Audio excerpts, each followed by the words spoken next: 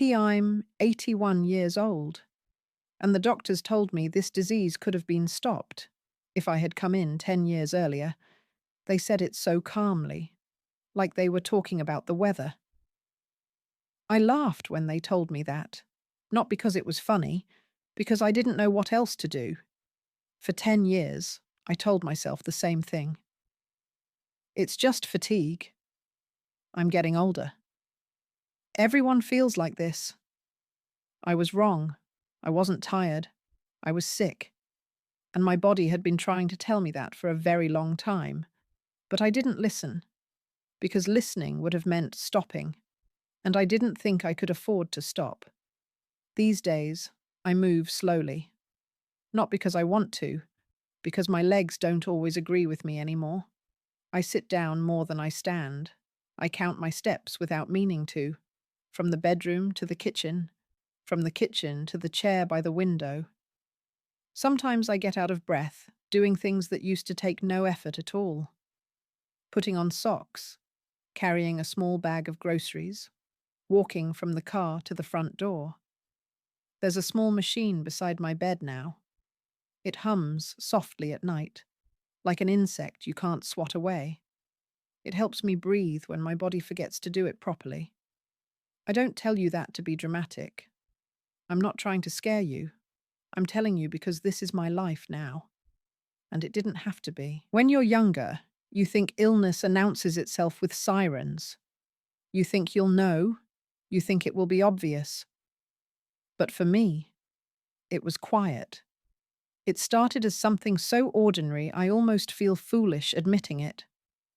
I would get tired earlier in the evening. Not the kind of tired where you collapse. Not the kind of tired that makes you call in sick. Just heavy.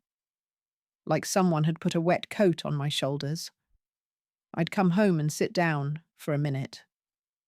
That minute turned into an hour. I'd stare at the television without knowing what was on it.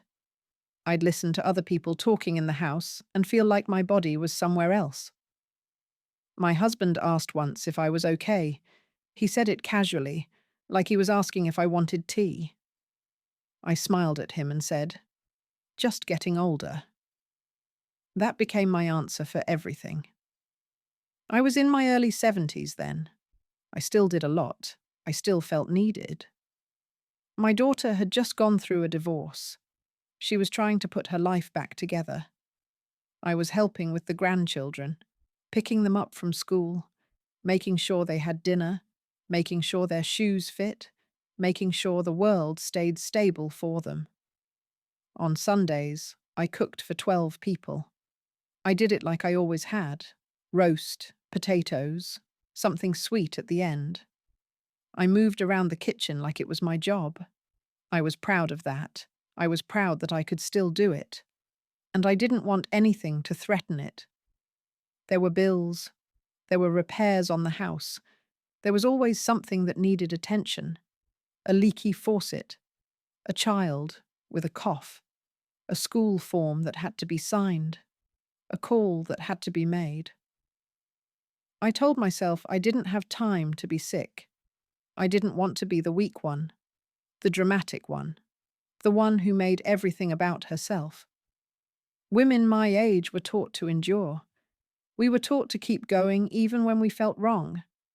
We were taught that discomfort was normal, that pain was part of life, that you don't bother people with your body. So I didn't. The next thing I noticed was my breathing. I wouldn't even call it breathlessness at first. That sounds too serious. It was more like I started noticing stairs. That's how small it was. I'd climb the stairs and pause halfway up, just for a second. I'd tell myself I'd walked too fast. I'd pretend I was looking for something on the wall, a picture frame that needed straightening, a speck of dust. My husband would be behind me sometimes. He'd ask, "You all right?" And I'd say, "Of course." Because what else do you say when you've built a life on being fine? Walking uphill started to feel harder. Carrying laundry made my chest tight. Not pain exactly. More like pressure, like a hand resting there. I started choosing smaller loads without admitting why. One basket instead of two, one bag of groceries instead of three. I made little adjustments, quiet ones. That's how you hide things from yourself. I Googled it once. I remember sitting at the kitchen table, the screen glowing, my coffee going cold. I typed in simple words. Tired all the time. Short of breath stares. Chest heaviness. The internet gives you what you want if you read it the right way. It will tell you stress. It will tell you age. It will tell you being out of shape. And it will also tell you the things you don't want to read. I avoided those. I skipped past anything that mentioned the heart. I skimmed the serious words and pretended I didn't understand them. Then I said out loud, "See? It's nothing." Saying it made it feel true. That year, I had an appointment scheduled, just a regular checkup, nothing urgent. I cancelled it. I told myself it was because I was busy. The grandchildren had something at school. My daughter needed help with the car. There was always some reason that felt more important than sitting in a waiting room.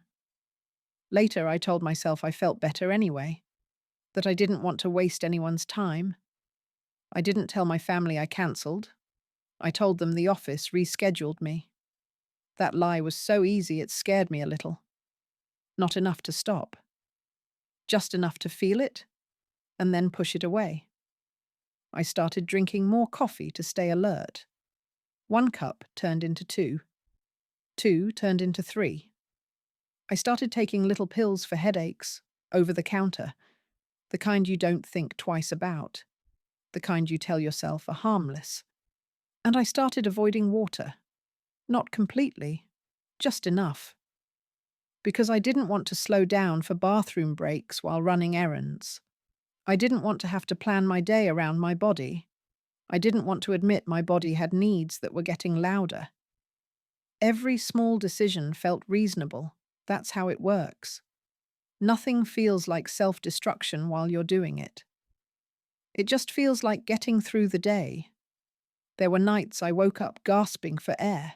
Not every night at first, just sometimes. I'd sit up fast, hand on my chest, heart pounding. I'd swing my legs over the side of the bed and sit there in the dark. I'd wait for my breathing to calm down. My husband would stir beside me. He'd mumble, half asleep, "What is it?" And I'd say, "Nothing. Go back to sleep." I told myself it was anxiety. I told myself I was overwhelmed. I told myself it was too much coffee, too much worry, too many responsibilities. Anything but the truth. In the morning, I'd get up anyway, make breakfast, pack lunches, smile like nothing happened. My husband said I looked tired. He didn't say it accusingly. He said it gently, like he was offering help, and I snapped at him once. Not screaming, not a scene, just a sharpness in my voice I didn't mean to have. I told him to stop fussing. I told him he worried too much. I told him he was making a big deal out of nothing. I regret that more than the missed appointments. Because in that moment, he was trying to love me, and I punished him for seeing me. I didn't want him to see fear in me. I didn't want to admit I was afraid. So I said I was fine. After a while, he stopped asking. That should have scared me. When someone stops asking, it doesn't mean you convinced them. It means they learned there's no place for their concern to land. I didn't understand that then. The swelling started next. At first it was small. My ankles looked puffy at the end of the day. My socks left deeper marks. My favourite shoes felt tight. The ones I'd had for years. The ones I could slip on without thinking. I blamed the heat. I said, "It's just summer." Even when it wasn't. I stopped taking long walks. I said my knees hurt. And they did hurt a little sometimes. But that wasn't why I stopped. I stopped because walking felt like work. And I didn't want to admit that. I told myself I'd see a doctor after the holidays, after my granddaughter's recital, after things calmed down. Things never calm down. Life always finds something else to put in front of you. And if you're the kind of person who always steps over your own needs, life will let you. The day everything changed wasn't dramatic either. It wasn't a movie moment. I was in the kitchen, stirring soup. I remember the spoon scraping the pot. I remember the smell of onions and garlic. I remember thinking about whether I'd bought enough bread. Then I felt lightheaded, not fainting. Just the room tilted slightly, like the floor had become soft. I sat down at the table, thinking it would pass. It didn't. My chest felt tight in a way it never had before. Not pressure now. Something sharper. Something that made my body go still. My left arm tingled. I remember looking at my hand like it belonged to someone else, and I remember my first thought. This is inconvenient. That was my first thought. Not fear. Inconvenience. Because my brain had been trained for years to treat my body like an obstacle. My husband walked in and saw my face. He knew. He didn't panic loudly. He just got quiet and moved fast. He asked if I needed an ambulance. I said no. I said it was nothing. I said I just needed to sit for a minute. He called anyway. I was angry at him for calling. Not because I wanted to die, because I didn't want to admit I wasn't in control. The ambulance came. The lights flashed on the walls of our house, and I felt embarrassed. That's a strange thing to admit, but that's what I felt. Embarrassed. Like I was making trouble. In the hospital, everything smelled sterile. The air was cold. The lights were too bright. They put stickers on my chest. They asked the same questions over and over. I could hear a monitor beeping nearby, a steady rhythm that didn't feel like comfort. A young doctor came in and sat down. That's something I remember clearly. She sat down. Doctors don't always do that. When they sit, it means the conversation isn't going to be quick. She looked at a screen, then at me, then at my husband. She said, "You've had this condition for years." She didn't say it like an accusation. She said it like a fact. She said, "Your heart is severely weakened." I didn't really understand what that meant at first. I heard the words, but my mind didn't want to take them in. She pointed to something on the scan. She explained it simply. She said my heart wasn't pumping the way it should, that it had been struggling for a long time, that my body had been compensating, covering for it, until it couldn't anymore. Then she said, "If you had come earlier, we could have slowed this down." She paused, and then she said the sentence that still lives in my head. "You waited too long." She didn't sound angry. She sounded tired, like she had said that sentence many times before, to many people, and it never stopped being sad.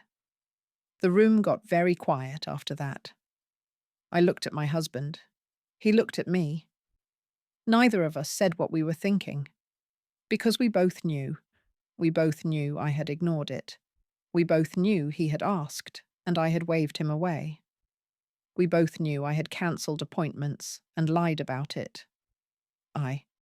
We both knew the truth, and we were too late to do anything with it.